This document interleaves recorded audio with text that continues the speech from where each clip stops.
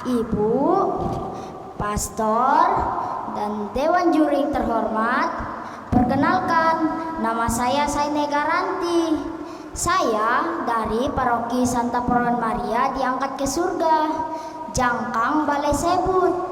Kali ini saya akan menuturkan tutur kitab suci yang diambil dari perikop Injil Markus bab 2 ayat 1 sampai 12 dengan bertema Yesus menyembuhkan orang lumpuh. Inilah ceritanya. Simak ya. Ketika Yesus kembali lagi ke Kapernaum, ternyata di depan pintu rumah tempat Yesus tinggal sudah penuh dengan orang banyak yang ingin mendengarkan pengajaran dan disembuhkan dari sakitnya. Dengan susah payah, Yesus berusaha masuk ke dalam rumahnya dan akhirnya bisa berada di dalam. Sesudah berada di dalam, tiba-tiba dari atas Yesus turun seorang sakit lumpuh, digotong oleh 4 orang, diturunkan persis di hadapan Yesus. Hal ini terpaksa mereka lakukan karena mereka tidak dapat lewat, karena banyaknya orang yang menghalangi jalan mereka. Dengan terpaksa pun mereka membongkar atap yang ada persis di atas Yesus. Maka perlu diketahui teman-teman, bentuk atap di daerah Palestina berbentuk datar, terbuat dari susunan kayu, berlapis jerami dan tanah liat loh. Bentuk atap seperti ini tidak terlalu sulit untuk dibongkar. Hebatnya lagi, mereka tak peduli dengan orang banyak maupun pemilik rumah. Karena apa? Karena atap rumahnya dibongkar. Iman kepercayaan para penggotong inilah yang mendorong Yesus berbelas kasihan kepada si lumpuh itu. Dengan iman kepercayaan para penggotong itu, Yesus menghubungkannya kepada si lumpuh itu. Berkatalah Yesus kepada mereka, "Hai anakku, dosamu sudah diampuni."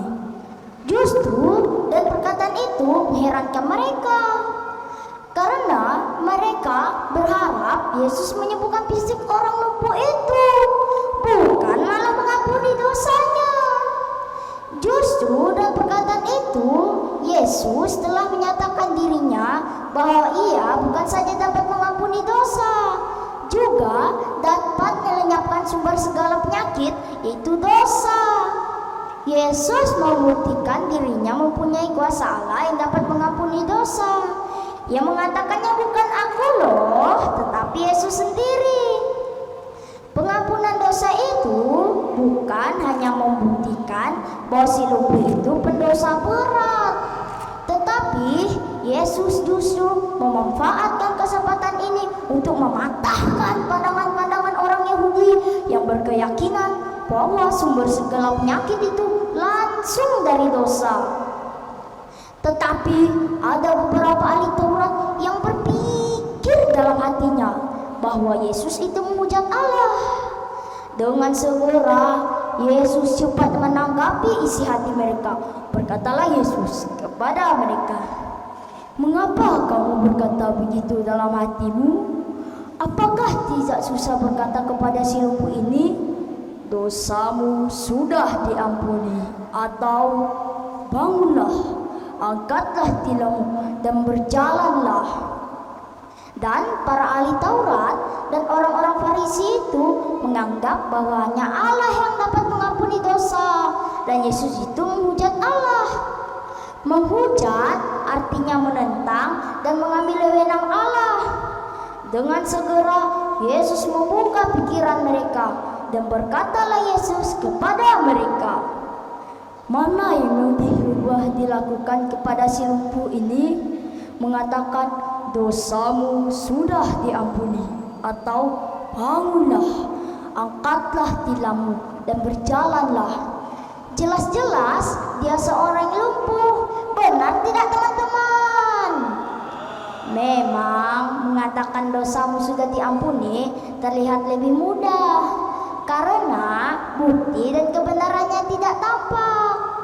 Kalau mereka memilih kalimat itu, berarti mereka sependapat dengan Yesus. Kemudian kalau mereka berkata, bangunlah, angkatlah tilammu dan berjalanlah, jelas lebih sulit, karena buktinya harus jelas dan dapat dilihat.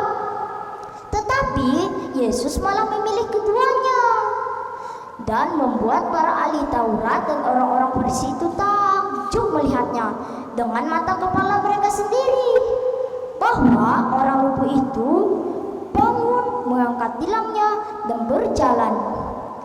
Orang lumpuh itu selain dosanya diampuni, ia juga dapat bangun, mengangkat tilamnya dan berjalan, membuat semua orang takjub melihat kuasa Allah dalam penyembuhan Yesus.